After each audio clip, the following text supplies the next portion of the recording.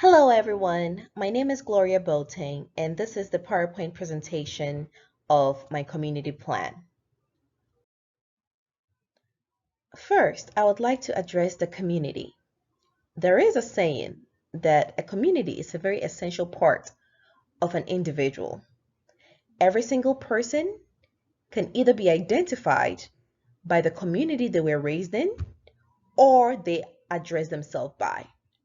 This can either have a negative impact or a positive impact on the person, either mentally, physically, and spiritually, which is the holistic point of view. A person's success in life can be determined by the community they come from, but as I always say, it is to a certain degree or extent. I am from Seattle, Washington, and the community or neighborhood I come from is called Skyway.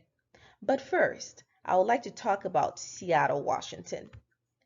Seattle, Washington is in the Pacific Northwest region. It is also known to be the port of entry for Asia. In 2020, the population was 769,714 people. Over the years, it has increased.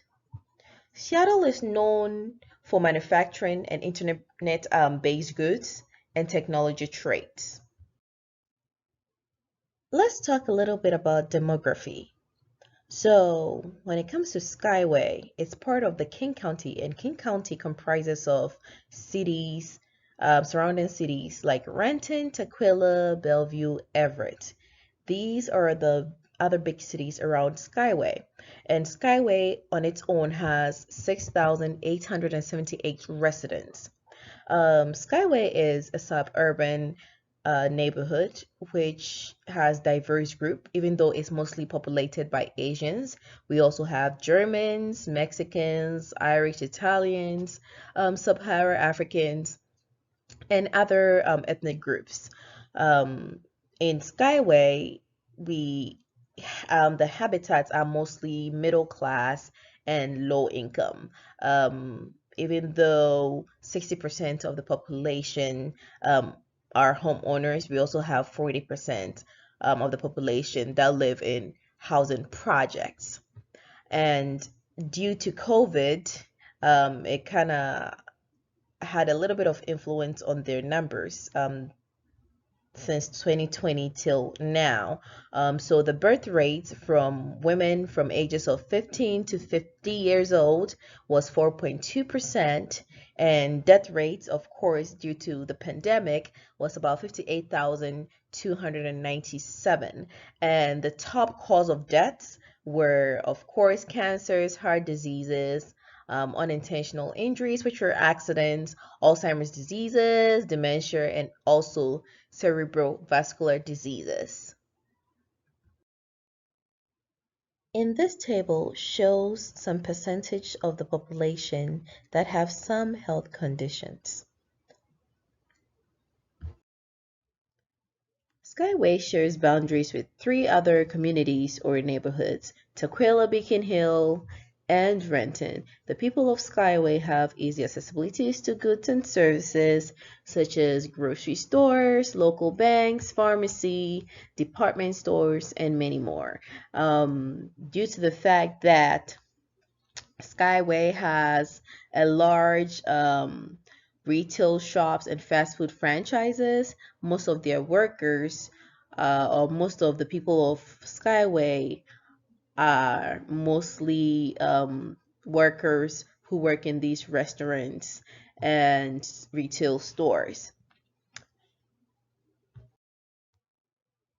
In Skyway, most of the residents are Democrats, and this is very evident by the graphs we're seeing. Of course, there are a lot of blue areas than red. Also, while driving through the neighborhood, you would realize that most of the people in the community have Democratic Party signs in their yards. For me, something that influenced my choice on the issue for my project And this is because there are many senior centers and also nursing home facilities in the community I come from, which is Skyway. Um, Also, just in Skyway alone, there are about 5 or 6 adult family homes that are privately owned by registered nurses or even health professionals. So for me, I did create a partnership with one nurse who, of course, is called Lloyd, and I did get connected to her through a friend of mine from church.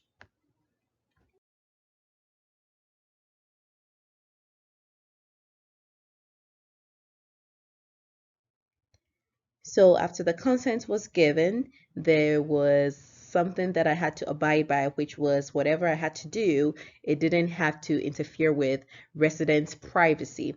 So after that consent was given and permission was granted, I went ahead and did a risk and diagnosis, and my project did focus on ineffective coping strategies that caregivers may use. And some of these strategies were, using of restraint, resident placement, or even giving of medication to residents, which sometimes may be interpreted as a threat to the human rights of residents, even though most of the time caregivers do not mean any harm while working with the residents. And when these kind of strategies are used, it sometimes, most often, have a negative effect on caregivers. My teachings were going to include working with the nursing assistants, which is the staffs, and also the supervisors to establish an evidence-based policy to develop a practical dementia training program in both houses, which is Sullivan Adult Family Homes, to help the entire team or the entire caregivers cope with the risks and impacts from dementia-related behaviors that sometimes residents exhibit, because some of these behaviors includes agitation, being combative, aggressiveness, sleep disorders, anger, mood swings, all those things. And of course, when residents is agitated and being combative, sometimes it has a negative effect on the caregiver, and that also turns to bring about a lot of caregiver burnouts or burdens and other stuff like that. The goal for my project was to ensure that care is given to all residents in a manner that was safe for both the residents and the caregiver, even when residents do exhibit these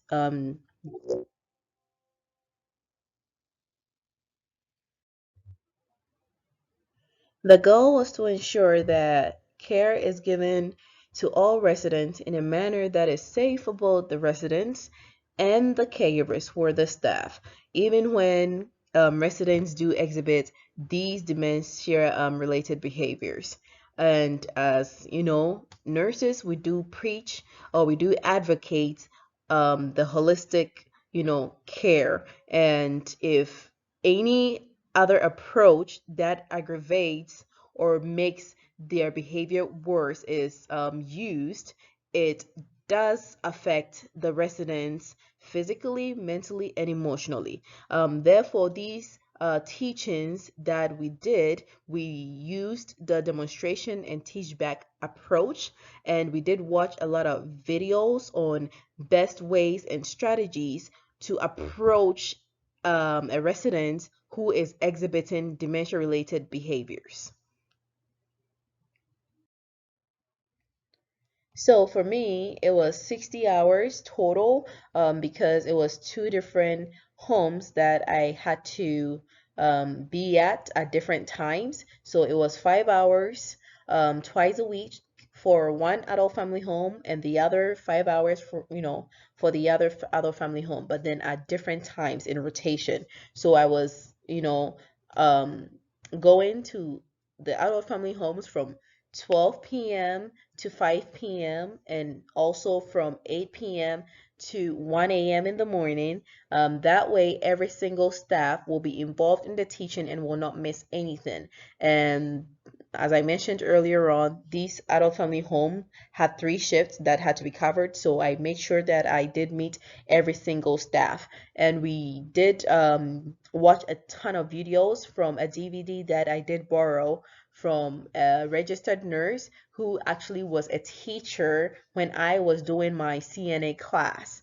And that DVD had a ton of scenarios on how to care for Alzheimer's and dementia patients. It had different kinds of interventions, different kinds of approach that one could take, a caregiver could take while a resident is, either agitated, hallucinating, confused, or even having sleeping disorders. So better and safer ways, of approach rather than, doing any other kind of intervention that would make the situation worse or even agitate the residents even more. And these approaches and interventions were actually very helpful. So one thing that most of them took out of it was the sense of creating a distraction, as in if the behavior starts, you try to take the residents out of that environment, a change of environment. You take them to either do some laundry, fold some laundry, wash some dishes, take them to go have their favorite snack, or even try some relaxation techniques, listening to music, or even dancing, or even like soothing touches or massages, something to just distract the residents from whatever is upsetting them, or any kind of behavior that they are exhibiting at that instant. Due to the fact that I wanted this teaching to have an imprint and embedded in caregivers' minds, I ensured that I also made some brochures that they could take with them and they can also refer to at any time. And that is a copy of the brochure. That is me in the middle with one of my favorite residents, and also the picture of the DVD that we use, the copy of it is actually on the far left, lower far left side, which is saying, accepting the challenges of people with Alzheimer's or dementia. And throughout the 3 weeks, I, spent some time with the residents and the caregivers, because during our training and teaching, we ensured that each time we watched our videos, residents were either taking a nap or they were ready to go to bed, just to respect them and give them that dignity. And also, I ensured that after watching the videos and discussing the challenges that caregivers were having, I was able to also help out with the patient care and also observe if caregivers were actually implementing what they have learned from the videos or what they have learned from the teachings.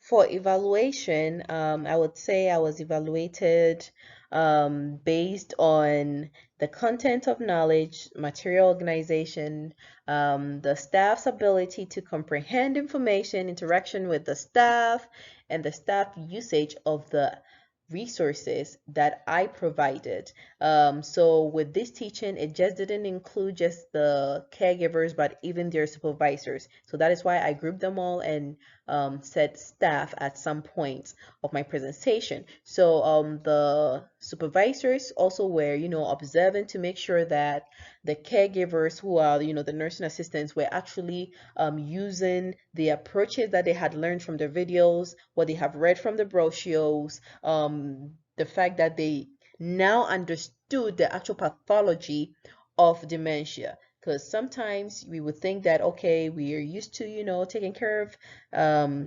residents who have dementia, but sometimes you need to really understand the disease process in order to know how well you can work with residents. Also, the supervisors were also able to evaluate my project and how I did in teaching the materials that I presented to them. And I would say that the goal was met. 5 hours twice a week did yield some positive result. And I believe that it's something that, they need to keep practicing.